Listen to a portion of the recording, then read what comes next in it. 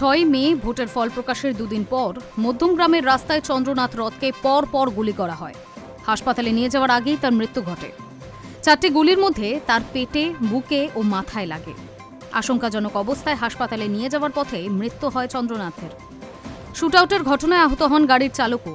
তা নিয়ে স্বাভাবিকভাবেই উত্তাল হয়ে ওঠে রাজ্য রাজনীতি। রাজ্য পুলিশের সিট গঠন করে শুরু হয় তদন্ত। কে বা কারা এই ঘটনায় যুক্ত তা জানতে ভিন রাজ্যে পাড়িও দেন তদন্তকারীরা। জানা যায় আততায়ীরা ইউপিআই পেমেন্টের মাধ্যমে বালি টোল প্লাজায় টাকা দেয়। ওই ডিজিটাল লেনদেনের সূত্র ধরেই উত্তরপ্রদেশ পৌঁছান তদন্তকারীরা। খুনের পর ভিন রাজ্যে পালিয়ে গিয়ে গা ঢাকা দিয়েছিল তারা। উত্তরপ্রদেশ থেকে 2 জন এবং বক্সার থেকে 1 জন শার্প শুটারকে গ্রেপ্তার করা হয়েছে। এই শার্প শুটারদের কে বা কারা সুপারি দিয়েছিল তা খতিয়ে দেখছেন তদন্তকারীরা। এবার তদন্তের দায়িত্বে সিবিআই। সোমবার মধ্যরাতে সিট গঠনের বিভাগীয় নির্দেশ জারি করা হয়েছে বলে খবর।